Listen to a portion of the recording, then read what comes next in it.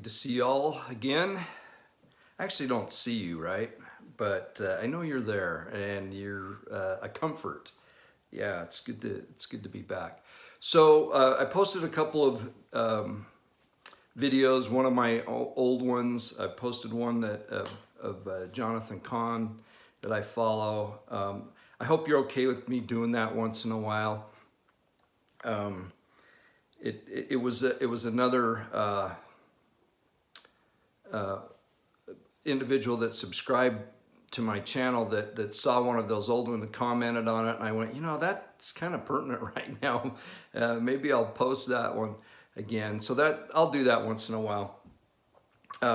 Anyway, just some couple of insights, and maybe they don't connect all together, and that's okay. We talked about John, Joseph and Oliver Cowdery through the Urim and Thummim, seeing the parchment that John left the record of his wish, his desire to remain on the earth, and how that transfiguration took place. And it was so interesting that I just started looking into it. Now, for years, I'd been taught or thought that the epistles of John were maybe a different John than John who wrote Revelation and John who wrote the Gospel of John. But if you look on the church website, and if you look at some other sources, they all kind of feel like John is John. And it is up for debate. There's no question about it. But I read the three epistles of John and found a couple of interesting things. One was in there's a lot of cool things. The very first verse, that which was from, this is the first epistle of John, the first verse. That which was from the beginning, which we have heard, which we have seen, which we have looked upon, and our hands and have handled with touch. So the three senses that we think of, that we kind of operate in our normal daily lives, that they handled of the word of life. So they felt him, they saw him, and they heard him, or John did. And so he knew with those senses of who Christ was, who the Messiah was, and that he had come. So I thought that was kind of cool. We talked about, the witness of your mind and your heart, that Oliver was brought out through the revelation to Oliver. You'll know it through your mind and your heart. This is like another like three witnesses, through your touching, seeing, and hearing the word of God through his son Jesus Christ, and knowing it was him. So that was really cool. The other ones in chapter 2 of 1 John, verse 18, little children, it is the last time. Now this is kind of interesting, because anytime you see last something, you think of last days, or the end of days, or the end of time. But he says the last time, and it just caught my eye. And as ye have heard that Antichrist shall come, even now are there many Antichrists, whereby we know that it is the last time. So, and you can read the rest of the verses, but what I thought that John was doing here was giving us a comparison.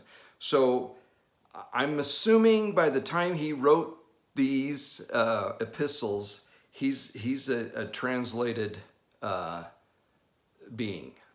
He's a translated being. I think I said transfigured before. I mean translated being. Sorry about that. Translated being. And so if that's the case, I don't know, but if that's the case, he has some pretty cool insights.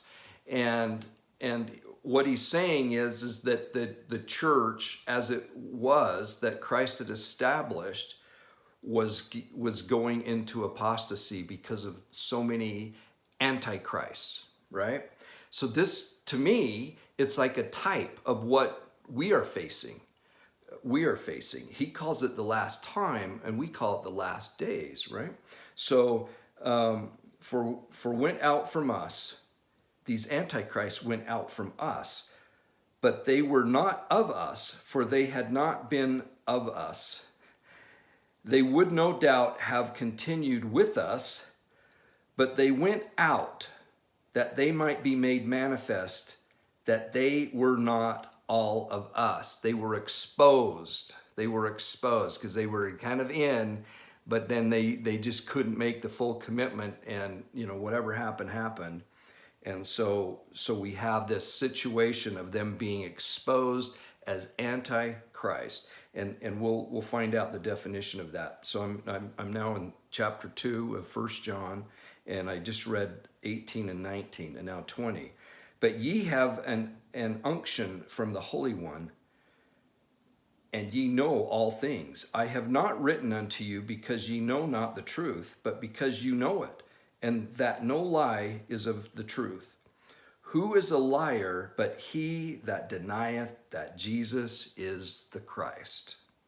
He is Antichrist, that denieth the Father and the Son. And I think that's significant, the Father and the Son. Some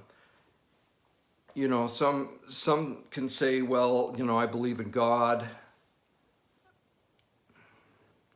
We have to include the Son. We have to include the Son of God, Jesus Christ, the Messiah, the Holy Messiah.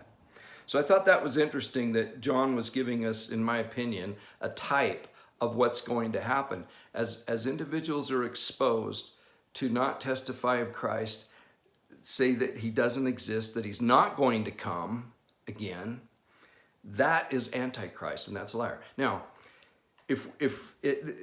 and this to me was a bit of a testament to me that this was written by the John, if you will, because we have reference of Antichrist in the book of Revelation, and there's a Antichrist or a type of Antichrist, and then there's also the Antichrist, as John mentions, and I probably won't go into that on this particular one, but it is interesting how that is being exposed, and that's what happened here. They were exposed. The Antichrists were exposed. They might have been in among them, and now they're out on the outside looking in, and they're exposed, and they're being exposed for who they are.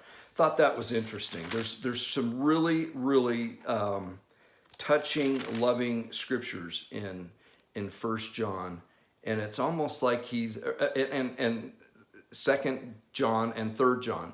It's like he's looking from a higher level, looking down on a situation, and that's why I feel like he was probably a translated being in writing this. Okay.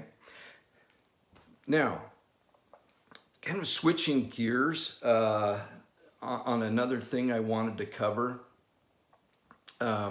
Section 127, I don't know what led me there. I can't remember what it was, but it had something to do with come follow me, and I don't know. Anyway,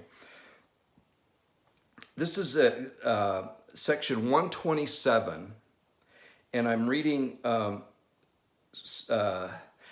I'm reading verse 2, and I'm about halfway through the verse. It's a pretty long verse, and it starts with, God knoweth all these things, whether it be good or bad. Now think of that in terms of what we're going through in our country, in the world. God knoweth all things, whether it be good or bad, but nevertheless, and this is Joseph Smith speaking, this isn't a revelation from God giving it to him. He's telling us what he feels, and it's scripture. That's significant to me. God knoweth all these things, whether it be good or bad, but nevertheless, Deep water is what I am wont to swim in. Deep water is what I'm wont to swim in. It all has become a second nature to me. And I feel like Paul, to glory in tribulation. You know, we always think of how to avoid it, you know, how to prepare so it's not a tribulation. and Joseph is saying, I want to be in the tribulation, and I want to be in the deepest part of the tribulation. Okay? For to this day has the God of my fathers delivered me out of them all, and will deliver me from henceforth. For behold, and lo, I shall triumph over all my enemies, for the Lord God hath spoken it. Wow, that just, I got chills, right? And I'm sure many of you did too. Look, I'm not saying that we should hope for disasters and problems. You know, they're difficult. Things are hard to go through. But if the power of godliness can be manifest in our lives through those tribulations, then bring it on. Bring it on, because that is what Joseph Smith was saying. That's what Paul was saying. And Joseph related to Paul so many times. Yeah. So I just, we've got to get, my opinion, we've got to get past this point of thinking that we're good or we're worthy if things go really smooth. And if they don't go smooth, then there's something that we've done wrong. That's just not true. And Joseph is an example over and over again. The closer he came to the Savior was usually during, you know, the Liberty Jail experience, high persecution, losing a child, all these things. And he said, that's where I want to be, because that's where I see the power of God. It's hard to see the power of God when things are going really smooth for you. It really is, because you start thinking, I'm pretty cool. I have money. I have an occupation. I'm so smart. I'm this, I'm that. And it's harder and harder to see the power of godliness manifest when we're in those situations. I'm not saying it's impossible. It's just a lot more difficult. And what Joseph is saying, give me the deepest pool of tribulation because that's where I see God. I love that. Okay, now, in verse 8 of section 127, I ran across this little gem. For I am about to restore many things. He was talking about baptism for the dead. For I am about to restore many things to the earth pertaining to priesthood, saith the Lord of hosts. Now, I am about, so this is September of 1842. There's still things to be revealed. And what has our prophet said? The restoration is continuing. The restoration is continuing. So all things haven't been restored yet. And this is a confirmation of that even by 1842, prophet only has a couple of more years with us, a year and a half, really. Well, a little over a year and a half, less than 2 years with us on earth. And so the restoration is going to continue, and it pertains to the priesthood. This is really fascinating to me because it's a confirmation of what President Nelson has been saying, is that that this restoration is continuing. So if it's a restoration, then that infers that it has been here before. By here, the earth. It's been on the earth. And in my assumption, I think it's when Christ was on the earth, when he called his apostles, when he restored, he did a type of restoration. What had been lost and perhaps added to it. But that's the gospel, That's the focal point. That's why we call it the meridian of time when Christ comes. It's the peak, it's the apex of his earthly ministry is when we have that. And the gospel, the Church of Jesus Christ of Latter-day Saints is the gospel of Jesus Christ restored, meaning it was here before to the earth. So my point is we should be looking back to that time and find out as much as we possibly can to see what else needs to be restored, right? Because that's our focal point. That's what we're looking at as this restoration continues. And it was lost, as I read with John, he said these antichrists are showing up, and this is the last time for us, for our time period. Now, John was going to continue to live, right? But he saw that the great apostasy that we like to call it was if it hadn't already happened, it was happening right before John's eyes. And the prophets, or the apostles that had the keys, that had the authority, were all being wiped out. So this restoration, if we want to know what what's being restored, we have to go back to that time period. And that's why I think it's so important for us to study the scriptures over and over and over again, so that we can be prepared for continued restoration. Okay, so that was that. I just thought that was kind of cool. Now the last thing is kind of,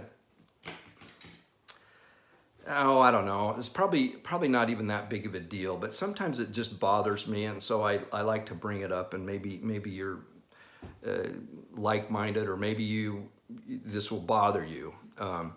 But I try to watch and listen to some Come Follow Me's that are, I've said, there's so many, and I'll be honest, I don't get through them all. Some are so long, and they're good. They're all good. It's amazing how much knowledge is out there and understanding. But one particular one frustrated me a little bit because it spent so much time on the seer stone versus the Urim and Thummim, and that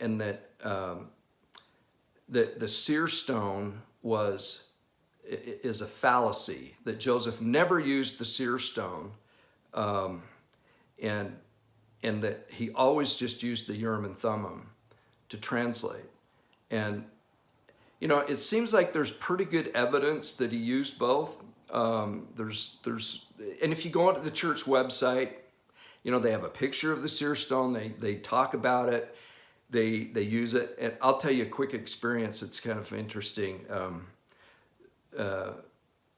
Sue and I this is when we were presiding over a mission, and we had the opportunity to go to the church. I think I've mentioned this before, but the church, not museum, but it's like the archive. It's downtown, and it's where they keep a lot of the documents in climate-controlled places. We got to see just some amazing things. Brigham Young's cane and the first mission report of, I think it was Samuel Smith, and that he had sent to Joseph, reporting his mission. Those kind of things. And of course, I'm kind of. I don't know, but the church historian was there, and he was explaining things, and it was all the mission presidents and wives in Utah. We were there, and with our general authorities that we work with, and the guy there, I said, hey, this is all kind of interesting, but I want to see the sword of Laban, and I shouldn't have said stuff like that. I know, but he just came out, and he kind of. I wouldn't say laughed. He was pretty stiff about it, but he said, well, can't show you that, and he said, and we can't show you the seer stone because that's in the First Presidency's office. That's where they keep that. And I'll never forget that. That was kind of cool. And I just kind of put that back in my memory bank.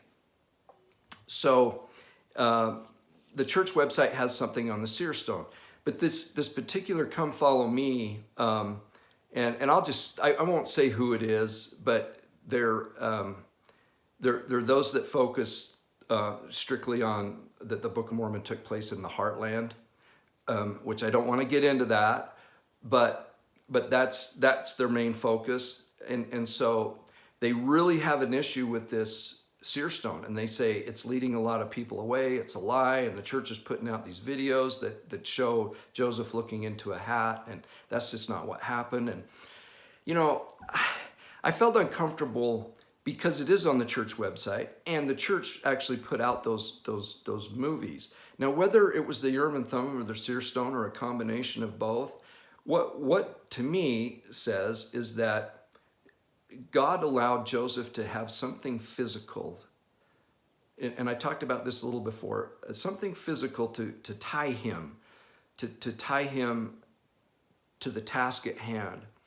And we have examples of that all over the place. And some of the other Come Follow Me YouTube programs pointed that out. That it's okay, it's the Lord's pattern, and they got that from the church website. So I don't know. I guess I just want to see us more collectively together as saints versus trying to pull us apart.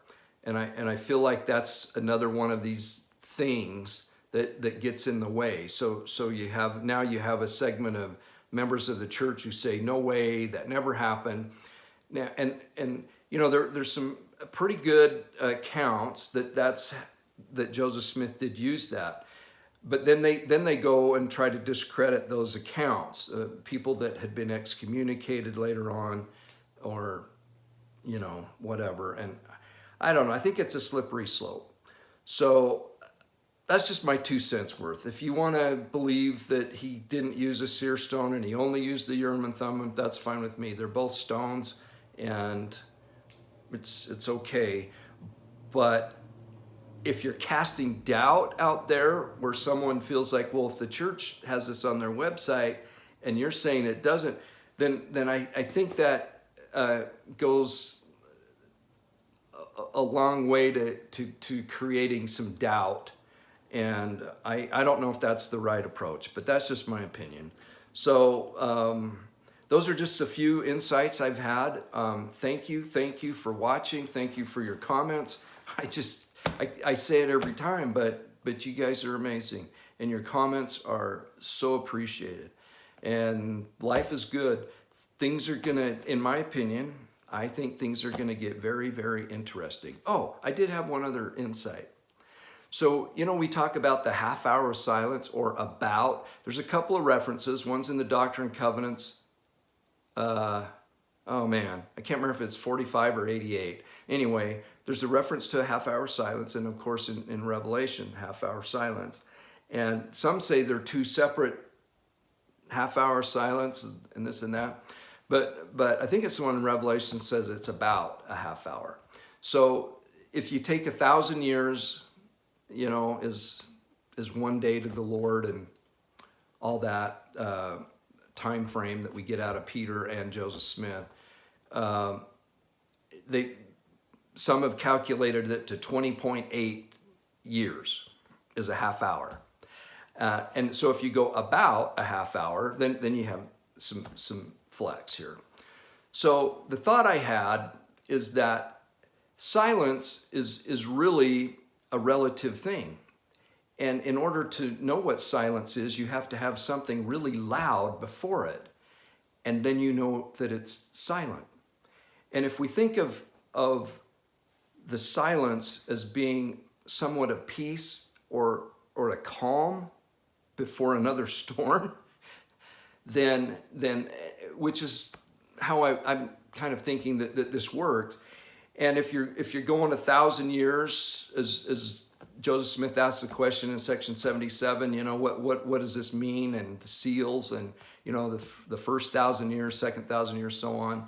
So on or about the year 2000, we would start, because it says because it says that the half hour of silence starts immediately at the opening of the seventh seal.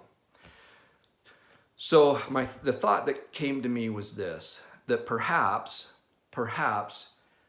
the towers going down in New York, the plane crashing in Pennsylvania, and the Pentagon being attacked and plane crashing there, that was the big loud noise. And it really was heard around the world, and it changed everything. It really did. Life before that was different than it is now because of that event 20 years ago. 20 years ago.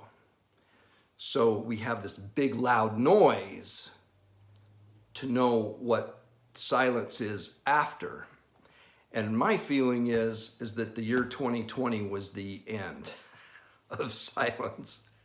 So many things. So I think we're in it, and I think we ought to embrace the tribulation. I could be totally wrong, guys. I really can't. I'm not a timeline person. I love hearing about them. I watch them. I think it's awesome that people put forth that effort and try to figure things out. My mind doesn't work that way. And I'm not suggesting a timeline in that sense of this happens and this happens and then this happens. But if you just logically look at the 1,000-year period, then sometime around the year 2000, the sixth seal is going to end and the seventh seal is going to begin. If you go with the 1,000-year is a seal, right? And then if you think of the half hour of silence and having something really extreme and noisy so that when it's gone, you can actually compare the two. It gives us a comparison. Then we can know that there's silence. And then it starts up again. Riots, discontent, contested election, all the things that are going on. And then if you combine that with what's happening in the Middle East, with Israel, with Hezbollah to the north of Israel, Hamas to the south, and Iran and Turkey, and all the things that are going on, and now with a new administration, that all the backing that the U.S. had for Israel is up in the air. Really, it really is, and they're concerned over there. If you watch any reports, one I really like to watch is The Watchman. Eric Steckelbeck, I think, really does some great reporting. The Watchman. So we have a tendency to always focus on the United States and what's happening here, but there's things happening everywhere. So yeah, we're in it, in my opinion, and we should want to tread and to swim in deep waters. God will prevail. It'll all work out through his son, Jesus Christ. And that's it.